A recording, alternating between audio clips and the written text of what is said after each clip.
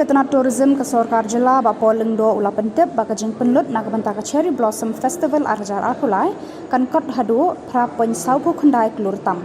Habaju bab halor ka 0 hour notice balawan ra du MLA ka VPP na Shillong North na kaliang Myntri ulong ba kajing Mang pisa na ka Sorkar kalong iway point kundai Klur bat ka baduna ka ba Henry Klur tam en pendap na ka ba di tiket bat ka ba bay de ki company ba pher.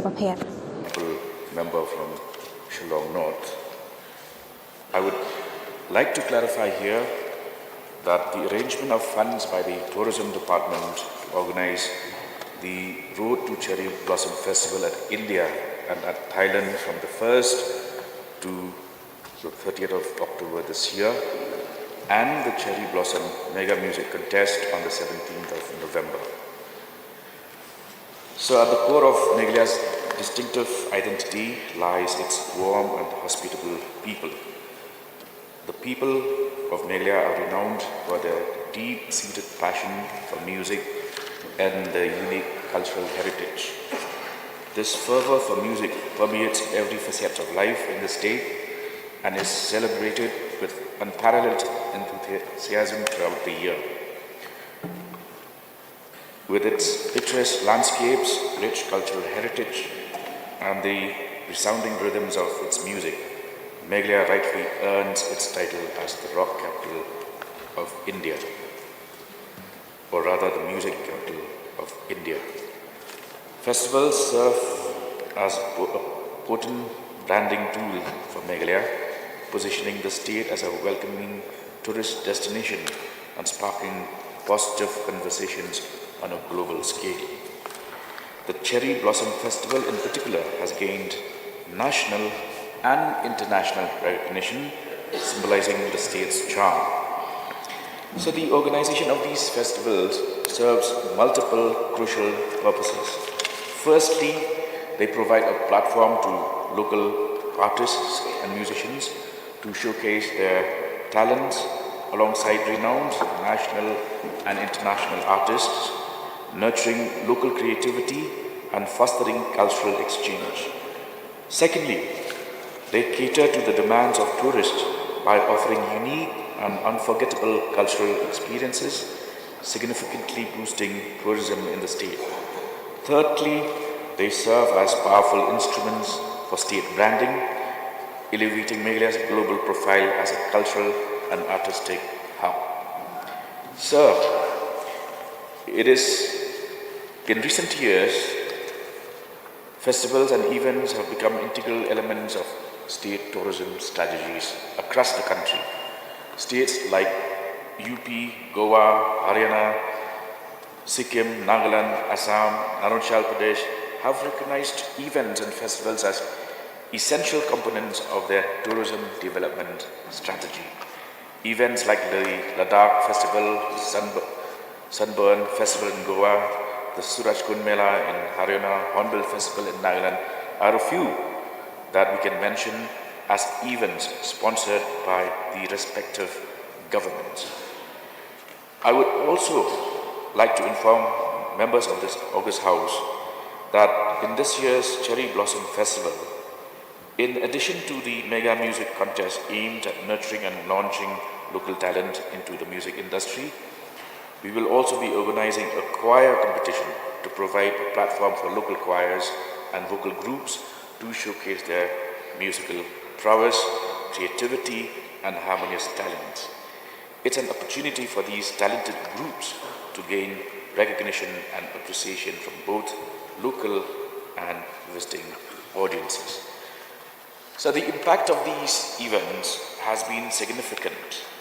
The last Cherry Blossom Festival in 2021 attracted approximately 45,000 attendees, of which at least 30% were tourists, equating to more than 10,000 tourists in 3 days.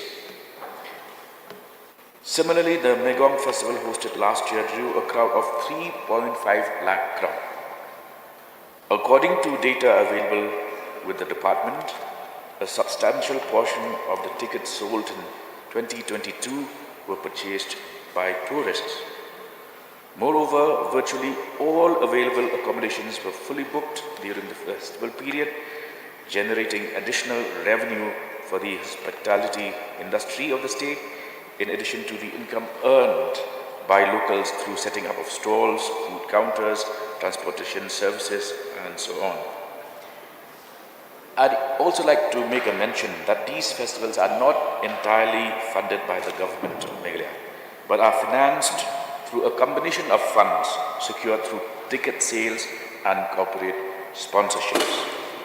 To provide context, last year we secured funds through ticket sales amounting to 1.25 crores before the festival, ticket sales alone. Additionally, we received corporate sponsorships of 1 crore. This year, we anticipate securing funds through ticket sales of up to 2 crores, depending on the lineup of performers.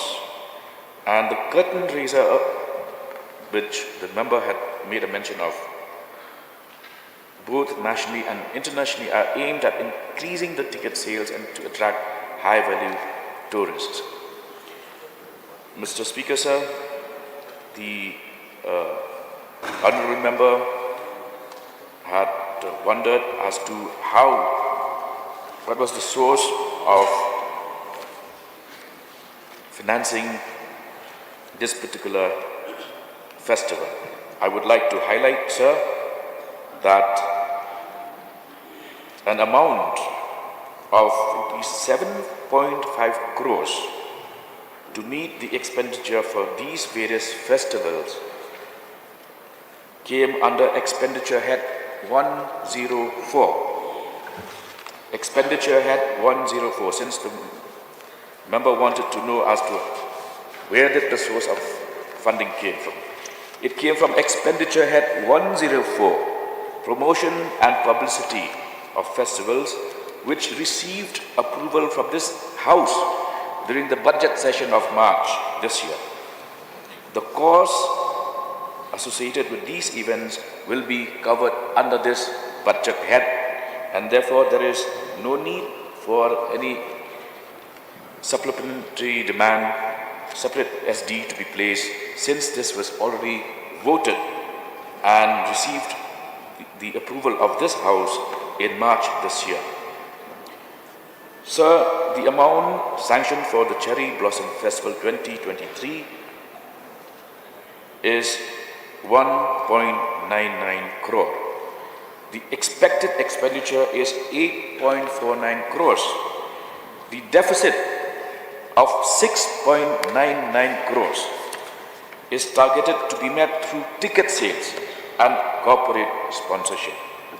I would repeat that the amount sanctioned for this Cherry Blossom Festival 2023 is rupees 1.99 crore, whereas the expected expenditure is 8.49 crores. Therefore, the deficit of 6.99 crore is targeted to be met through ticket sales and corporate sponsorship. With the above information, I hope I have been able to clarify the issues raised by the Honourable Member.